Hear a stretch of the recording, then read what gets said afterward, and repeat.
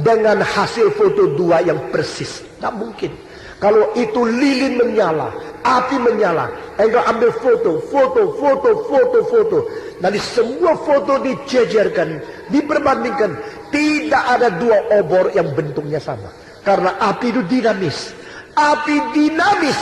Sehingga api itu menjadi satu kekuatan yang kelihatan tidak menentu, tapi berpengaruh besar sekali.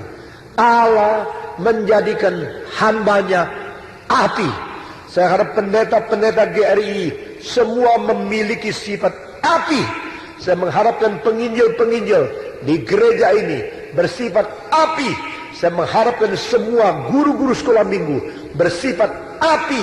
Saya mengharapkan semua mahasiswa STTRI atau Reform Institute bersifat api. Karena Allah menjadikan hambanya api. Saudara-saudara, pada waktu engkau melihat Musa, engkau melihat ada api di dalamnya. Begitu susah payah dia menerima dua papan dari Tuhan yang mengisi 10 hukum.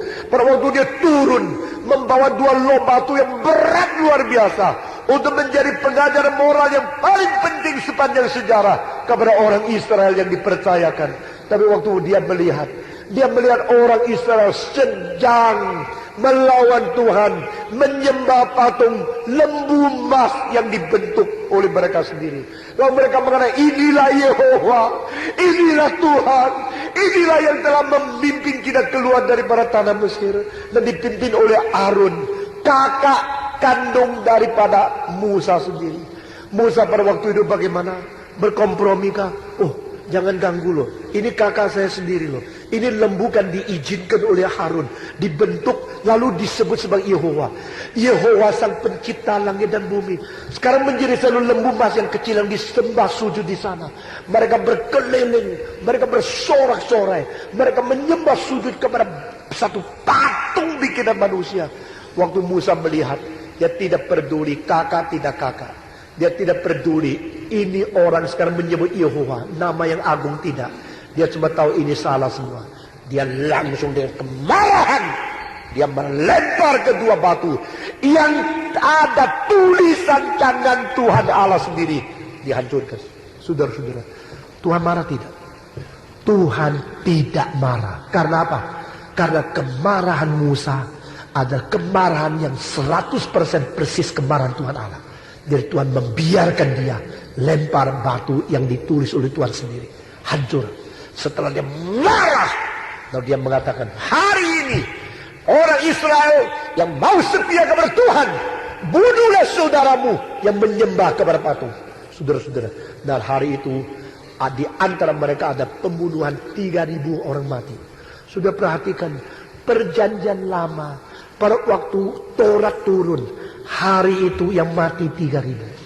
Perjanjian baru, waktu Roh Kudus turun, hari itu yang dibaptiskan 3.000. Saudara-saudara, waktu Taurat turun, 3.000 yang mati. Waktu Roh Kudus turun, 3.000 yang diselamatkan. Apa artinya? Perjanjian lama, perjanjian yang ditegakkan di atas keadilan dan penghakiman Tuhan yang kudus. Perjanjian baru ditegakkan di atas pengampunan dan keselamatan Yesus Kristus yang sudah diadili mengganti engkau dan saya. Dan hari itu orang Lewi semua kumpul memihak kepada Musa yang marah. Dan akhirnya mulai hari itu orang Lewi dipilih Tuhan menjadi yang melayani, bukan yang dilayani. Prinsipnya apa? Prinsipnya adalah adakah api kesucian, api kemarahan, api keadilan, api ketegasan dari Tuhan yang berada dalam hamba-Mu. God makes his servant fire.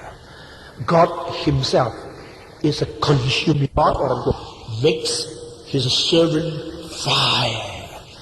God himself is a consuming fire. Alkitab mengatakan Allah kita adalah api yang menghanguskan. Dan Allah kita menjadikan hamba-hambanya api. Dan barang siapa yang berada di tangan Allah sangat menakutkan.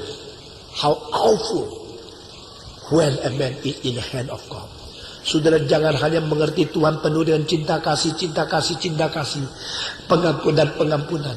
Lalu engkau sembarangan berbuat dosa. Mari kita mengingat juga Tuhan kita, api yang menghanguskan.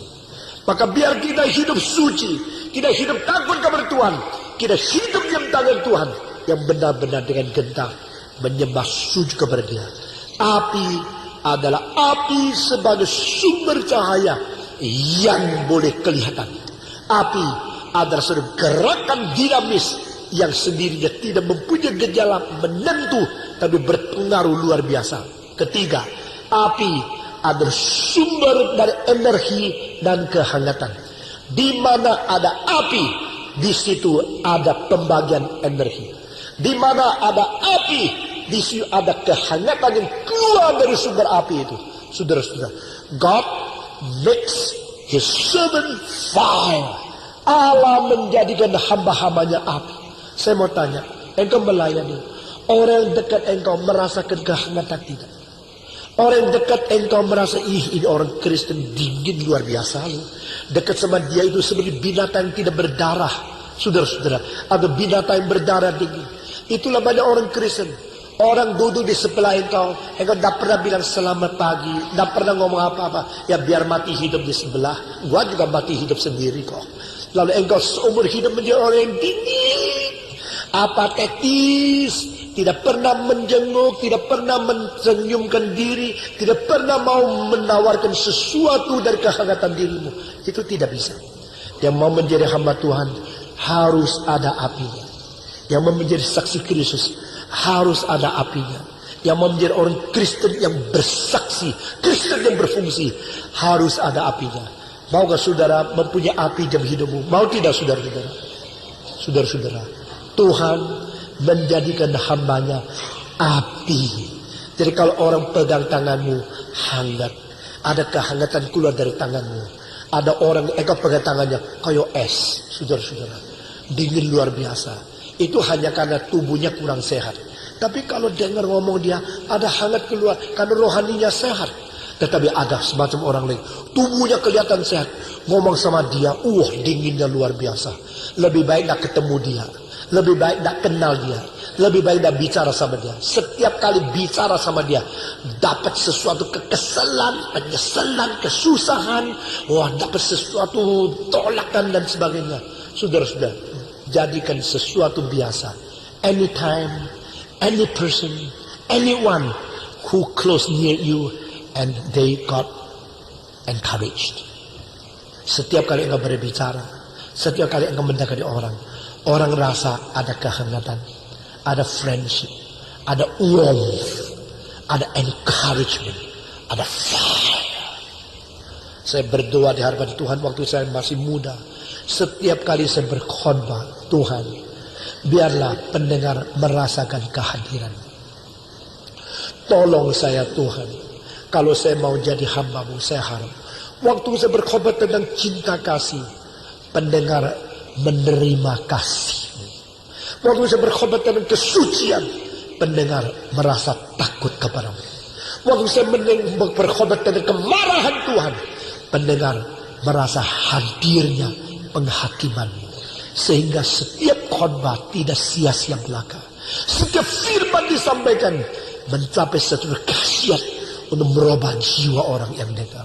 Dan setiap orang saya ketemu, setiap kali saya berjumpa dengan orang bukan mendapatkan ngomelan atau kritikan, penghakiman dan kalimat-kalimat yang tidak ada gunanya, yang bersifat destruktif. Tapi sebaliknya, setiap kali saya ngomong sama orang, Tuhan, biar mereka mendapatkan sesuatu kekuatan konstruktif, kekuatan membangun, kekuatan didorong, kekuatan untuk menjadikan mereka lebih baik, lebih gairah, lebih berpengharapan, lebih mempunyai kekuatan, lebih dinamis. Dan Tuhan sudah dengar doa itu. Saudara-saudara, saya harap kita semua dipakai Tuhan menjadi berkat, dipakai Tuhan menjadi hamba Tuhan, pelayan Tuhan, orang Kristen yang mempunyai ciri khas hamba Tuhan. Allah menjadikan hambanya angin, Allah menjadi hambanya api. Saudara-saudara, bukan saja demikian, di mana ada api, di situ ada sesuatu kekuatan menunjuk arah kepada orang lain. Saudara-saudara, sekarang kita pakai lampu.